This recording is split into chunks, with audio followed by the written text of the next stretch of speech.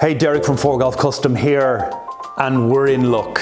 Thanks to two of my friends at Callaway and a few NDAs that we've had to sign off, we've managed to get the brand new Callaway Quantum ahead of mostly everywhere. And this is so that I can get some testing done early doors, see what sort of club heads are doing, see how it's kind of working into my matrix. And it kind of lets me be a little bit ahead of the game, and I need to be, because this product is really different. It's a lot different than Elyte as well, and I'm going to explain why. Is it better? I guess, like, way better? I'm not sure. And like we've had this conversation so many times. The iteration of design doesn't move fast enough for me to say, confidently, oh, that's way better.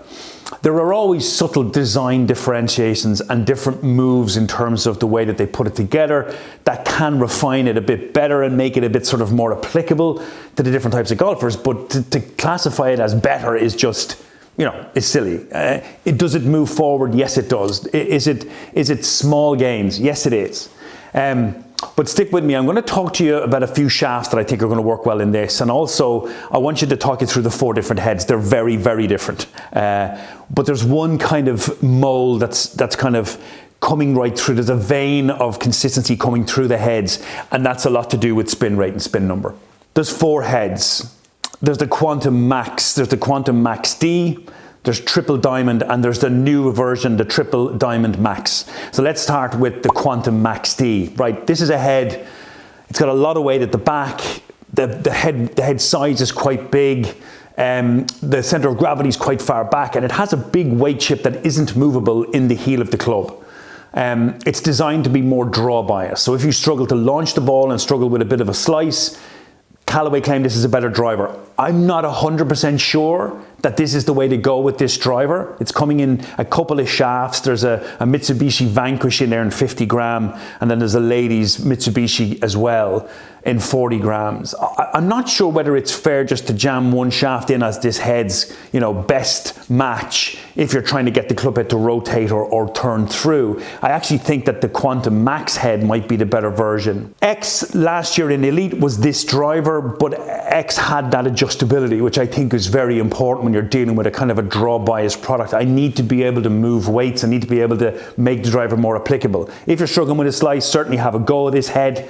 It certainly feels very stable. They have a brand new face in all of these drivers. It's a triple design face. It's got mesh, it's got polycarb, it's got titanium in there and carbon fiber. So it's a mix of different materials in Callaway's best attempt to make this thing more forgiving across the face. And yes, I have to say, over Elyte, I can certainly see where Callaway's data-driven AI is pushing the design of the club face in this case. They definitely make very clear gains in terms of how the face operates. When we're dealing with fittings, we're always looking at speed retention. So our ball speed retention based on our dispersion. When it's hitting across the face, how is the speed being managed and maintained? And then how am I managing my spin number based on these off-center strikes? I'm always working on how the geometry of the club head is working through impact and trying to figure out which of the heads makes best sense. Maybe have a look at Max D, but I think the big driver for next year is going to be the Quantum Max from Callaway. I'm loving the new color frame. I really like this gray and this kind of carbon, this kind of dull version. I wasn't mad about Elyte. I felt it looked kind of a bit nostalgic. It didn't look like it was advancing. This certainly looks technical.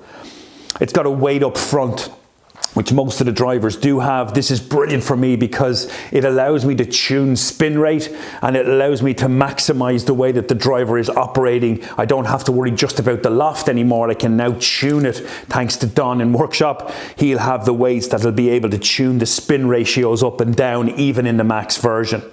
The weighting system at the back is fairly clunky, to be fair. It takes a lot to take it off and move stuff around, but it does have a neutral and draw bias. There isn't really a fade option when it comes to the Max driver. So if you are a bit of a puller hooker, or you sort of have a tendency to turn the club over, you're going to have to work hard on the shaft that goes with this. It comes in a couple of different shafts as well. They have the Mitsubishi in it. They also have one of the new Denalis and the Frost in 50 and 60 grams. And I think you can pull through their Fujikura Ventus. Just to note, this is not a Velocore. Calm down. You're not getting a $400 shaft in this driver. You're getting a slightly watered down version. I think if you're looking at max, this is going to be my most adjustable. I'm loving the old hosel that they have. Callaway's hosel is one of the most, I guess, applicable from a fitting perspective. It allows me to change the pitch angle on the shot without affecting the face angle, which is brilliant. So I can keep the face angle fairly neutral, and then I can tilt the club head to get the launch a little higher. I'm always working on shafts for this thing. This is more of a stable type shaft. So you're going to be looking at firmer tips, stronger tip sections, shafts that are kind of controlling the trajectory of the shot a lot. Keep them in the 50s and 60s, keep them in the stiffer end, and I think you'll find that that driver is going to be really good for this year. So a driver that's been brilliant for us last season was Elyte Triple Diamond. And in fact, that will still work through into 2026. I really, really enjoy that driver. I think it's brilliant in terms of how it's designed. Their upgrade, or their new version, still has that new triple design face with AI that creates that kind of retention of ball speed. But it's not really designed for golfers that are struggling to flight the ball. I actually don't feel as though Triple Diamond this year is as stable or as applicable as the Elyte. I see the weighting system on this is fade and neutral. Just be aware of this. If you're moving the weight around in the back of this head, there is a little bit of head noise on your backswing. Now, it's not something that's serious and nothing to be worried about, but just be aware of that. If you move the weight from the fade into the neutral setting, there is no draw in this driver. You might hear a little bit of wind noise when you take the club back. Just keep an eye on a little tip from the top there.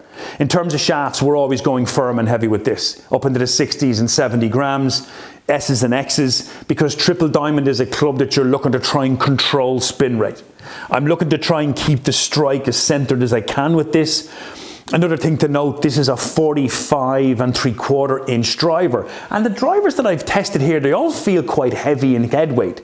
I guess the big design factor here from Callaway is to try and use the carbon fiber to create the stability in the club head, and then try and maximize the length to get as much leverage out of it. I'm not sure that's the way that I'll be going with that from a fitting perspective. In Triple Diamond, I'll be keeping the lengths much shorter.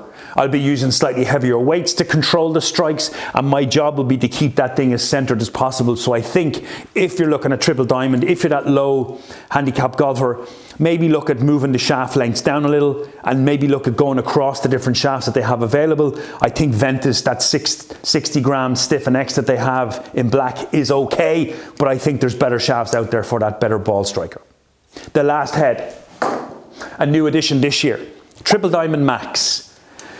Now, at first I looked at this and I thought, I'm not sure where this is going to fit in for me, because if I'm using Triple Diamond as a driver for that ball striker, that low spinner, I'm not sure whether I need a max version. I'm not sure whether I need a more forgiving version, because that golfer is usually a good ball striker, is able to hit it. Now, I tested all the different lofts and heads here, and one of the things that's really throughout the whole design is everything spins quite low. It doesn't spin very high, even in 10.5. So I think you're going to have to use your hosel a lot if you buy this driver. And specifically because you're trying to adjust the hosel to get your trajectory right, because you have to remember, if you don't get your launch parameters correct and your attack angle with the club head, you're going to have to use that loft setting to get the ball in the air. You're going to have to look at using more loft on the drivers as well. So 10.5 and even 12 is something you're going to have to look at. So does Triple Diamond Max have a place in the fitting set? I guess potentially it does, where maybe I'm looking to get a sort of a better performance strike from a golfer that maybe isn't quite Triple Diamond. He hasn't really got or the strike or the consistency of it, in which case then I need something that's a little bit more kind of weighted or back weighted. So remember, Triple Diamond is 450, this is 460, so the CCs are a little bigger, hence it's a little bit more forgiving. I do still think though that the normal sort of max driver is going to be the winner throughout here. It has the most adaptability, most adjustability. If you're a bit of a slicer in the Triple Diamond Max, it's not really going to work for you really, because the weight settings are more fade and neutral. You're going to have to use the hosel to get that into the draw setting if you have a bit of a cut there. But it does spin low and it does look really nice in terms of address. Again, it's got the weights up front, so I can really tune that spin ratio depending on what I want to do. I think Triple Diamond Max will be a driver I'll go up into the 10.5s in loft. I doubt I'll be using it much in the low. Bottom line, is it better than Elyte? Yes, I do believe it is. I think the face is much better over Elyte. I think there's a better control of speed across the face. I think that Callaway's investment in AI early doors is now starting to come around because they have more, I guess, data. They have more knowledge of how it applies. So their faces are going to go from strength to strength to strength because they have the foot on the ground. They have that design already sort of in modus, in operation. I think the foreheads are quite good. Not sure the Max D has much of a place, but that Max driver is great, and I'm loving the new look of it. If you've got a chance to hit this, please stick in the comments below if you've hit it, what you've hit, and the shafts. I've seen from a lot of the recent videos, people sharing their specs, and it's really helping everybody kind of get more knowledge about what's working and what's not. It also lets people sort of communicate more as a kind of a community so we can all kind of learn off each other. I'm obviously going to be fitting with this driver over the next couple of weeks, so if I see more bits and pieces there, I'll jump onto our Instagram page and post those there. But in the meantime, if you get a chance, get ahead of it. It's certainly be on the fitting card here for us for 2026. Thanks a lot for watching. I'll see you at the next video.